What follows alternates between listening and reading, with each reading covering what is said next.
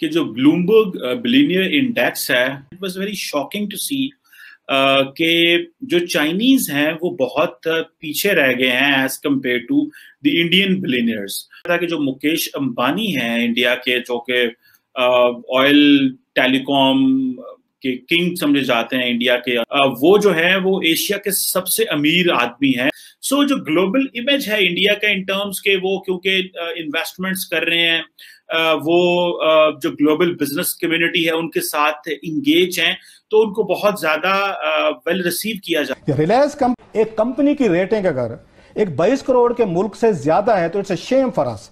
जो सबसे बड़े पाकिस्तान के बिलियनियर का नाम लिया जाता है, he is known as Malik Riaz, but he is known as very notorious man in Pakistan because उनको ऊपर केसेस बहुत ज्यादा हैं, उन्होंने लैंड ग्रैब की हुई है। इस महामारी काल में जहां भारत में कारोबार लगभग ठप पड़े हैं, वहीं भारत के अरबपतियों ने चीन के अरबपतियों को पीछे छोड़ते हुए एशिया में पहला और दूसरा स्थान प्राप्त कर लिया है। उनमें पहला नाम है मुकेश अंबानी और दूसरा नाम है गौतम अडानी। हालत आज यह हो गई है कि पूरे पाकिस्तान से आज केवल मुकेश अंबानी की आर्थिक ताकत ज्यादा है। क्या है पूरा मामला, आइए आगे समझते हैं। कि जो ब्लूमबर्ग बिलियनियर इंडेक्स है वो मेरे सामने आया, and it was very shocking to see कि जो चाइनीज हैं वो बहुत पीछे रह गए हैं as compared to the Indian billionaires. और मैं देख रहा था कि जो मुकेश अंबानी हैं इंडिया के, जो कि ऑयल टेलीकॉम के किंग समझे जाते हैं इंडिया के अंदर, रिलायंस इंडस्ट्रीज बहुत बड़ा नाम है जो सुनने में मिलता है, वो जो है वो एशिया के सबसे अमीर आदमी हैं और दुनिया में तकरीबन जो 12th richest man in the world, और उनकी जो नेट वर्थ है वो $85 बिलियन से भी ज्यादा क्रॉस कर गई है। और just this year when covid was hitting everyone, तो उनकी जो वेल्थ है वो 11% ग्रो की है। और जो चाइनीज हैं वो क्यों पीछे रह गए हैं इसको भी ऑब्वियसली समझते हैं। और मेरे लिए ये बड़ा अजीब था कि ये देखते हुए, and it was very surprising and good to know as well.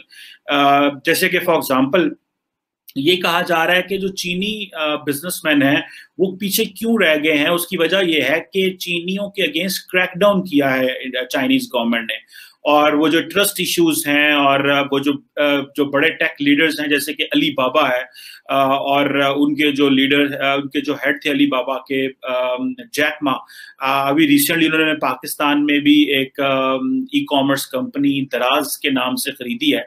और अली बाबा की जो नेट वर्थ है वो $2 बिलियन का उनको नुकसान हुआ, उनको लूज किए हैं, बिकॉज कि वहां पे जो चीनी हुकूमत है उनके लिए चैलेंजेस क्रिएट कर रही है।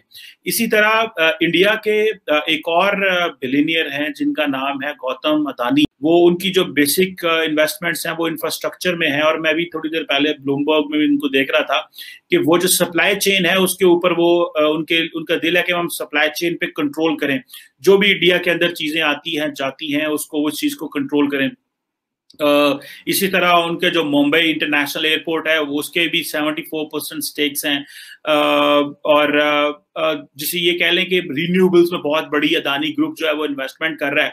सो जो ग्लोबल इमेज है इंडिया का इन टर्म्स के, वो क्योंकि इन्वेस्टमेंट्स कर रहे हैं, वो जो ग्लोबल बिजनेस कम्युनिटी है उनके साथ इंगेज हैं, तो उनको बहुत ज्यादा वेल रिसीव किया जा रहा है। अब इसमें आके ये पता चलता है कि चाइनीज को, क्योंकि वहां पे जो सरकार है वो ट्रस्ट इश्यूज हैं और वो नहीं चाहते कि कोई भी मुल्क जो है, कोई भी बिजनेसमैन जो है वो अपनी मर्जी से फलता फूलता रहे और वो मुआशरे को या सोसाइटी को अपनी मर्जी से इन्फ्लुएंस करने की कोशिश करे। इसीलिए रिसेंटली देखा गया था जैक मा को जो है वो उन्होंने बहुत सारे लोग कहते हैं पकड़ लिया था, बहुत सारे लोग कहते हैं कस्टडी में ले लिया, और बहुत सारी जो डेवलपमेंट्स हैं जैक मा के हवाले से हुई। सो चाइना में ये जो ट्रस्ट इश्यूज हैं और वहां पे जो हुकूमत है वो ऑब्वियसली बिजनेसमैन को इस तरह लीड नहीं करने देती जिस तरह वो करना चाहते हैं। On the other hand India में ये डेवलपमेंट है कि इंडिया के अंदर जो क्योंकि डेमोक्रेसी होने की वजह से थोड़ी फ्रीडम है, तो फ्रीडम होने की वजह से बिजनेसमैन अपनी मर्जी से जो करते हैं, और गवर्नमेंट इस तरह उनको उस तरह इन्फ्लुएंस नहीं करती जिस तरह ये कहा जाता है कि अगर डेमोक्रेसी ना हो तो किया जाता है। On the other hand I was just looking in Pakistan, तो पाकिस्तान में लोग बिजनेस बिलियनियर तो हैं, लेकिन ये जो फील्ड्स हैं इन फील्ड्स में लोग बिलियनियर नहीं है, जिस तरह के टेलीकॉम है, फार्मास्यूटिकल है, या जिस तरह स्टील में आता है नाम, या बैंकिंग में बड़े बड़े नाम है पाकिस्तान में, ये नहीं है कि नहीं है। जो सबसे बड़े पाकिस्तान के बिलियनर का नाम लिया जाता है, he is known as Malik Riaz, but he is known as very notorious man in Pakistan because उनको ऊपर केसेस बहुत ज्यादा हैं, उन्होंने लैंड ग्रैब की हुई। छोड़े हमारा हर मुकाबला, हर वक्त हमारे जो दानिशवार हैं या हम जो सारे हम इंडिया के साथ कंपैरिजन करना पसंद करते हैं। इंडिया की रिलायंस कंपनी एक प्राइवेट बिजनेस है ना सर, ये रिलायंस कंपनी ने उस वक्त उन्होंने 2.25% पे कर्जा लिया, $800 मिलियन उन्होंने लिए। एक कंपनी की जो क्रेडिबिलिटी है, साख है, वो पूरे मुल्क से ज्यादा थी। इन्वेस्टर का कॉन्फिडेंस बता रहा हूं। प्लस अब क्या किया है, आज की हरकत देख लें। आज मैं सूफर में आते $2.5 अरब का मैं कर्जा लेके आया हूं, ये मुफ्ता साहब जो हैं, और उस पे जो हम उसका रेट बता रहे 6.6%। या 21 नवंबर, एक हफ्ता पहले, जब उसी इंडियन ने ये कंपनी, उसे रिलायंस ने, उन्होंने जाके $800 मिलियन का लिया है, उनका 3.6% पे, इनसे डबल पे, हाफ पे। हमें ये कहा कि किसी ने ट्विटर पे बाद में कहा रहा था, उसने कहा जनाब आप देखेंगे उनकी क्रेडिबिलिटी, उनकी साख रेटिंग बेहतर है इंडिया के लिहाज से, ये कुछ हुआ। मैं कहा जरूर, एक कंपनी की रेटिंग अगर एक 22 करोड़ के मुल्क से ज्यादा है तो it's a shame for us.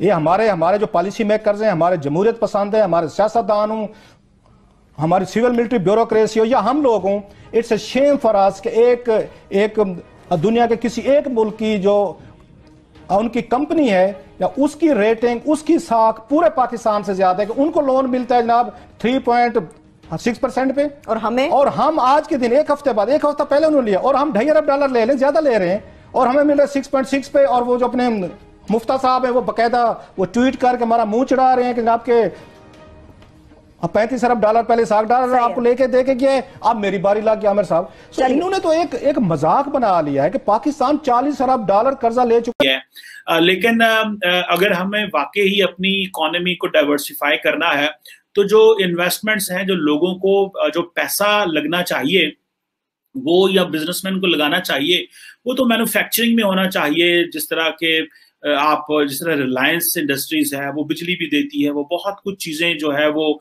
India को दे रही है। और रिसेंटली जिस तरह उन्होंने फेसबुक और गूगल के साथ जो इन्वेस्टमेंट की है, और फिर जो टेलीकॉम उनका यूनिट जियो के नाम से है, तो मतलब ये बिलियंस के बिजनेस कर रहे हैं, बिलियंस ऑफ डॉलर के बिजनेस कर रहे हैं, इंडिविजुअल्स हैं, और बहुत ज्यादा जॉब्स भी क्रिएट कर रहे हैं, and they are bringing good name for India.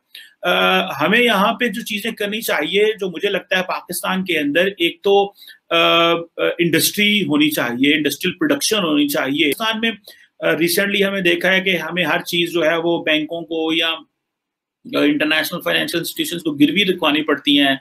कभी सुनते हैं मोटरवे गिरवी रखवा दी, सड़कें गिरवी रखवा दी, जो हमने अपने एयरपोर्ट्स हैं वो गिरवी रखवा दिए। This is what we keep on hearing through the news so that the government could generate money. The reason behind is कि अगर हमारी और हम जो ज्यादा डिपेंड करते हैं वो उस पर करते हैं जो हमारे फॉरेन रेमिटेंस आता है। तो वो जो इंडस्ट्री लगनी चाहिए, the way we find this in India, के जिसमें टाटा, मित्तल्स, जिंदल्स, बिरलास, अदानी, नादार, ये दमानी, ये उदय कोटक जो बैंकिंग में है, ये सारे के सारे लोग they are producing a lot of money, production कर रहे हैं, पैसा पैदा कर रहे हैं इंडिया के अंदर, and obviously they are giving jobs. अच्छा, दूसरी तरफ तीसरे जो बड़े बिलियनियर हैं, his name is Shiv Nadar. ये बेसिकली सॉफ्टवेयर सर्विसेज प्रोवाइड करते हैं।